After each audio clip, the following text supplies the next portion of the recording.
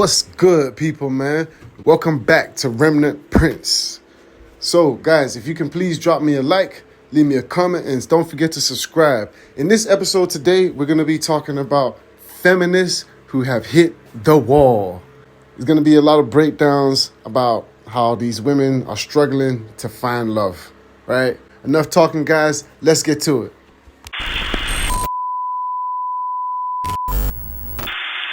I have one baby. I want 6 more babies. I work 2 jobs. I work a lot. I don't have that many friends, but I have a lot of family. And my dream job is to not have a job. And I want to be a stay-home mommy. So I'm trying to find the love of my life. And yes, I do believe in marriage. And, So in this clip, you have another modern woman. She's crazy. They're all crazy, you know. She's talking like this. She's got anxiety issues and stuff like that. And she's talking like this because secretly, she's been living her life. Not even secretly, she's been living her life smashing man after man after man. Only to get to this age where she realizes now that everything she passed up on while she was younger is actually the most incredible, important thing in life. But it's too late. There are multiple studies that show that single, unmarried women are the happiest subset of people in the world. And yet society keeps trying to tell us that, like, we're sad. And I'm like, no, bitches, we have data. You're sad. We're good. I think this is really sad and ridiculous because, you know, women at this age now are no longer acting their age, right? I mean, it's like you're single and you're standing there posing in front of some camera to make yourself feel good because you're in the gym and you can be in the gym, right? But if your life truly is that way, you really won't have time to actually pose and do it. It would just be very natural. You wouldn't really even have time to even try to make it seem that way, right? Single and living it up. You know, I can't understand how women these days think that this is where success is, you know? You're gonna die alone. Ma'am. You men are really out there just looking for a replacement mother, aren't you? Jealous of somebody putting children before you. Because I can guarantee that if you meet somebody and neither of you have children and you have children together, she is still going to put those children first. And so should you. Because that's the point. You're meant to be raising those children. And if you're lucky enough to meet a single mother, she's probably going to be one of the strongest, most independent women that you could meet. She doesn't need an extra man baby to add to the children she's already got. So if you're not strong enough to be her equal, then yeah, steer clear. But all videos like this are proving is that most men really aren't worthy, to be honest. Oh, what a sad, fat, joke. I mean, to be real, she feels this way because no one's put her first. Not even herself, right? Just another salty feminist who's hit the wall and can't get a valuable man or man of any substance to take her serious and probably her 2 or 3 kids, right? Good luck.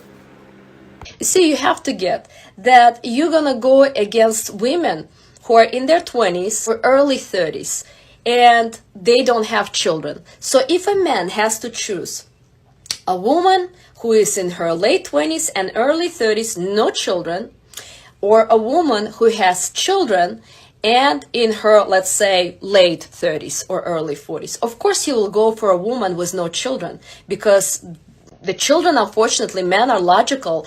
They will look at as the baggage that it's not theirs. And of course, it hurts our heart because it's our kids. And so you have to become such a feminine woman that a man would not even consider dating a younger woman, a woman without kids, so you can attract him and he will chase you. You know, it's really sad because she's dropping some bombs, right? But at the end of the day, it's like she's trying to convince herself like she's lived through the mistakes, and now she's trying to convince herself that it's actually possible to be able to become so feminine in the old age, right? Past the kids, that it's possible to be scooped up by a man like that.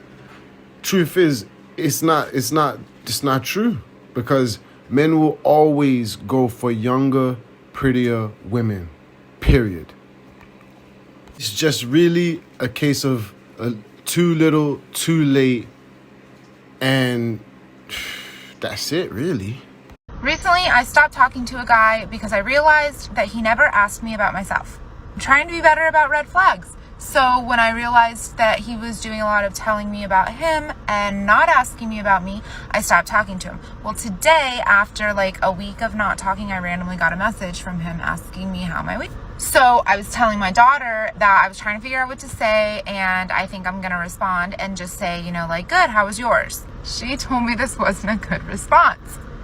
So what do you think my response should be?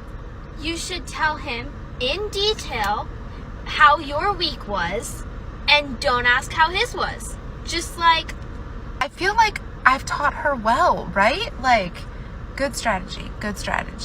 Dating advice from an almost 12-year-old.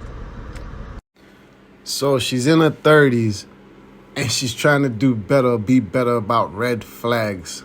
What does this tell you, fellas, people? It tells you that when she was in her 20s and a teenager, she ignored those red flags. See? And this is it. Because when a woman is in her prime years, she can really have whatever she wants, right? Especially out of men. So this is the situation. She got what she wanted all those years.